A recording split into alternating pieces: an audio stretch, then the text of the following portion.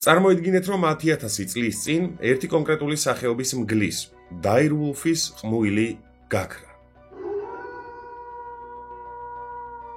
მგლის ამ სახეობას, რომლის ზუსტი თარგმანით სიმართლე რომ გითხრათ ვერ ვიპოვე, Game of Thrones-ის მაყურებელი საკმაოდ კარგად იცნობს. ეს მგელი ყავდა ჯონ სნოუს. და რადგან ეს მგელი ზოგადად თვალით არასდროს არ გვინახავს, არ ზოოპარკში და არსად, უმეტესობას, ყოველ შემთხვევაში მე და მგონი რომ უმეტესობასაც მგლის ეს სახეობა უბრალოდ ფენტეზი ჟანრის ნაწილი ეგონა. რეალურად კი ეს მგელი არსებობდა. ოღონდ არსებობდა ადრე და გადაშენდა. მაგრამ რა მოხდება თუ გეტყვით, რომ მეცნიერებმა შეძლეს და მგლის ეს სახეობა გააცოცხლეს. სალამი, მე ირაკლი ვარ და როგორც უკვე მივხვდით, დღეს ვისაუბრებ გენეტიკურად აღდგენილ გადაშენებულ მგლის სახეობაზე, რომელიც გააცოცხლეს მეცნიერებმა, ასე რომ დალაიქეთ ვიდეო და გააზიარეთ იგი სოციალურ ქსელებში. დავიწყოთ. ეს კომპანია Colossal Bioscience-ია, რომელიც სამყაროში არსებულ ბიომრავალფეროვნების კრიზისს ებრძვის. მათი თქმით, თუ გადაშენების პირას მყოფი ცხოველები მართლაც აღარ იარსებებენ და მათ არ მოვუვლით, 2050 წლისთვის ჩვენ ეკოსისტემის სრულ კოლაფსამდე მივალთ. Colossal პირველი კომპანია, რომელიც გადაშენებულ ცხოველებს სიცოცხლეს უბრუნებს. ჩვენ ვაერთიანებთ დაკარგული ჯიშების გენომს ცოცხლად შენარჩუნებულ სახეობებთან და ჩვენი მიზანია, რომ ისეთი ცნება, როგორიც გადაშენება, წარსულში დავტოვოთ. ანუ წარმოიდგინეთ, არსებობს კომპანია, რომელიც რაღაცნაირად ახერხებს და გადაშენებული ცხოველების გაცოცხლებას ახერხებს. ხო, აქ ხაზგასასმელია ის, რომ პირდაპირ მნიშვნელობით გაცოცხლება არ იგულისხმება. როგორ ხდება ეს ყველაფერი? რა პროცესის გავლა მოუწია კომპანია Colossal-ს იმისთვის, რომ დაებრუნებინა გადაშენებული ჯიშის მგელი და მოდით აქვე იმაზეც ვისაუბროთ, რეალურად გადაშენებული ჯიშის მგელი დააბრუნეს და გააცოცხლეს, თუ უბრალოდ ახალი ჯიშის მგელი შექმნეს, რომელიც რაღაცით წააგავს გადაშენებულ დაირვულფს. პირველი რაც მათ დასჭირდათ, ეს იყო დნმ-ის პოვნა. ერთ-ერთი რამ, რაც მათ საამისოდ გამოიყენეს, იყო დაირვულფის კბილი. მეორე კი მისი თავის ქალა, რომელიც 72,000 წლით თარიღდებოდა. კომპანიამ შეძლო და კბილისა და თავის ქალის დახმარებით მიიღო ისეთი დნმ, რომელიც სახეობის აღდგენისთვის გამოადგებოდათ. მეორე ეტაპი, რომელიც ახალი, უბრალოდ კი ძველი, კარგად მივიწყებული და უკვე გადაშენებული მგლის ჯიშის შექმნა სჭირდება, არის ის, რომ ეს აღმოჩენილი გენომი უნდა აიღონ და ჩადონ უკვე არსებული მგლის გენომში. და სწორედ ამის გამო მიჩნდება მე ესეთ შეკითხვა, რეალურად მათ შეძლეს და აღადგინეს გადაშენებული მგელი, თუ უბრალოდ ახალი შექმნეს. ვიდეოს ჩაწერის პროცესში აღმოვაჩინე დაირვულფის ქართული სახელწოდება. მას ქვია საზარელი მგელი. მე მგონი რომ საზარელი სახელია და არა მგელი. მოკლედ მე ისევ და ისევ დაირვულფს ვიტყვი, ძალიან დიდი იმედი მაქვს რომ მაყურებლები არ მიწყენთ. გადაშენებული დაირვულფის აღსადგენად მეცნიერებმა აღმოაჩინეს მასსა და ჩვეულებრივ რუხ მგელს შორის 20 განსხვავება 14 გენში, რომლიდანაც ზოგიერთი პასუხისმგებელია თეთრ ფერზე, ფართო თავზე, მასიურ კბილებზე, ზოგიერთი ძლიერ თათებსა და სპეციფიურ ხმებზე, განსაკუთრებით კი ყმუილზე.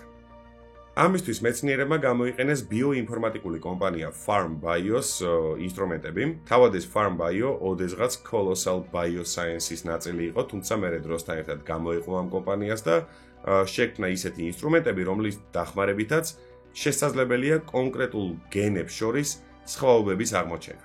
ერთ-ერთი მნიშვნელოვანი სხვაობა, რომელიც მეცნიერებმა აღმოაჩინეს, ეს არის გენი L-კორლის სხვაობა, რომელიც პასუხისმგებელია ცხოველის ზომაზე.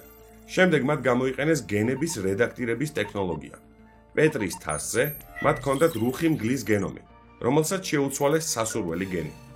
ყოველ ჯერზე, როდესაც გენს ცვლით, თქვენ უჯრედს სტრესში ამყოფებთ, რადგან პირველ რიგში გიწევთ გენების რედაქტირების ინსტრუმენტის გამოყენება და შემდეგ ამ ინსტრუმენტით გენის შეცვლა. ამიტომ ჩვენ ვცდილობთ ათობით, ხანდახან კი ასობით ცვლილების შეტანას ერთდროულად. ამას მულტიკომპლექსური გენური რედაქტირება ეწოდება. მოკლედ მეცნიერებს აქვთ პეტრის თასი, რომელზეც არის მოთავსებული გადაკეთებული გენის მქონე რუხი მგლის უჯრედი. და საჭიროა, რომ ამ უჯრედიდან მათ მიიღონ რეალური ლეკვი, რაც ალბათ ხვდებით, რომ მარტივი ამბავი ნამდვილად არაა. იმისთვის, რომ ეს მოხდეს, მეცნიერები იღებენ კვერცხ უჯრედს, რუხი მგლის კვერცხ უჯრედს, იღებენ მისგან დნმ-ს, შემდეგ მასში ათავსებენ ამ გადაკეთებულ უჯრედს და სწორედ აი ამ კვერცხ უჯრედის დახმარებით შემდგომ იქმნება ემბრიონი. ეს ემბრიონი კი მომავალში სუროგატ ძაღლში ან მგელში უნდა მოთავსდეს. კოლოსალის თანამშრომლების თქმით, მათთვის მნიშვნელოვანი იყო ეგრეთ წოდებული სუროგატების უსაფრთხოება და ისინი მაქსიმალურად მეტვალყურეობდნენ პროცესს, იმისთვის, რომ არ დაზიანებულიყო ან ჩანასახი, ან თავად სუროგატი. ისე არ მინდა რომ მორალისტობა დავიწყო, მაგრამ წარმოიდგინეთ, რომ მეცნიერებმა რომელიღაც ძაღლში დაუკითხავად, ისე რომ მისი ნებართვა არ მიუღიათ, მოათავსეს ემბრიონი, შემდეგ ლაბორატორიაში მას აკვირდებოდნენ, რომ არ მომკვდარიყო ან ის, ან ემბრიონი, ანუ ჩანასახი. ხო და რა ვიცი, მე ამაზე მოდით არაფერს არ ვიტყვი, მაგრამ თქვენს აზრებს კომენტარებში დაველოდები აუცილებლად. თქვენ რას ფიქრობთ ამ საკითხთან დაკავშირებით? ღირს თუ არა მეცნიერული პროგრესი საიმისოდ, რომ რამე რისკის და საფრთხის ქვეშ დავაყენოთ თუნდაც შინაური ცხოველები. კაი, მოდი ამ საკითხს თავი დავანებოთ, იმიტომ რომ ნებისმიერ შემთხვევაში, როგორც არ უნდა იყოს, სწორედ ასე გაჩნდა სამი სრულიად ახალი ჯიშის მგელი, რომელიც 10,000 წლის წინ გადაშენდა. მათი სახელებია რემუსი, რომულუსი და მესამე არის ქალისი, Game of Thrones-ის ერთ-ერთი მთავარი პერსონაჟის საპატივცემულოდ. ახლა მოდით იმაზე ვისაუბროთ, რამდენად შეძლეს და რამდენად მოახერხეს მეცნიერებმა გადაშენებული ჯიშის გაცოცხლება და დაბრუნება.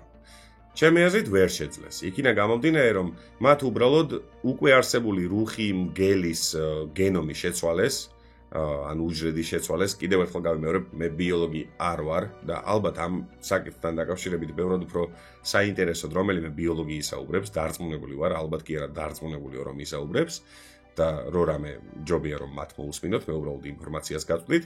ანუ ჩემი აზრით, მათ უბრალოდ შეცვალეს გენი, რომელიც ამა თუ იმ კონკრეტულ ნიშან თვისებებზე არის პასუხისმგებელი. ეს დაახლოებით როგორი ვარიანტია, იცით? წარმოიდგინეთ, რომ შიმპანზეს ის გენი ამოუღოთ, რომელიც მის თმიანობაზე არის პასუხისმგებელი და უთმო შიმპანზე რო გაჩნდება, ვთქვათ, რომ ადამიანიაო. შეიძლება თქვათ საუკეთესო შედარება არ იყოს, მაგრამ შინაარსობრივად ხომ მიხვდით, რასაც გულისხმობ, არა? საბოლოო ჯამში ნამდვილად არ ვიცი, ეს მგელი ახალი მგელია, ძველი და გადაშენებული მგელია, თუ ძველის და რუხი მგლის ჰიბრიდია, ну, მოკლედ ამაზე ალბათ კიდევ ერთხელ გავიმეორებ, ბიოლოგები უფრო უნდა შეთანხმდნენ, ვიდრე მე უნდა დავასკვნა. თუმცა რამდენადაც წავიკითხე, არაერთი სტატია წავიკითხე, უმეტესობა ბიოლოგების ამბობს იმას, რომ არა ეს არ არის ძველი გადაშენებული მგელი. უბრალოდ ეს არის ახალი გენ მოდიფიცირებული მგელი, რომელსაც ძველი მგლის რაღაც ელემენტები აქვს. ნებისმიერ შემთხვევაში კი ის ძალიან მაგარია, რომ მეცნიერება ერთ ადგილას არ დგას, სულ პროგრესირებს, რაც ძალიან მაგარია. თუმცა რატომაც მგონია, რომ გამოჩნდებიან ისეთი ტიპები, რომლებიც გაილაშქრებენ ამ მეცნიერების წინააღმდეგ და იტყვიან, რომ მათ არ აქვთ იმის უფლება, რომ ჩაერიონ ბიოლოგიურ პროცესში, აღადგინონ ან გადააშენონ რომელიმე ჯიშები და ასე შემდეგ. მოკლედ, არ ვიცი, ძალიან დიდი იმედი მაქვს, რომ ეს პროგრესი არ გაჩერდება არასდროს და ბევრად უფრო წინ წავალთ, ბევრად უფრო მეც იმუშავებს კაცობრიობა და ბევრად უფრო მეც გაეცნობით თქვენს, არა მხოლოდ ამ არხის დახმარებით, არამედ სტატიების დახმარებით. აბსოლუტურად ყველაფერს, რასაც უსმენთ, ნუ დაუჯერებთ, აუცილებლად გადაამოწმეთ ყოველთვის, აუცილებლად წაიკითხეთ სანდო წყაროებიდან და გაეცანით ინფორმაციებს. აბა ჰეთ და აბა ჰოთ, დალაიქეთ ვიდეო, გამოიწერეთ არხი, მე დაგემშვიდობებით დროებით.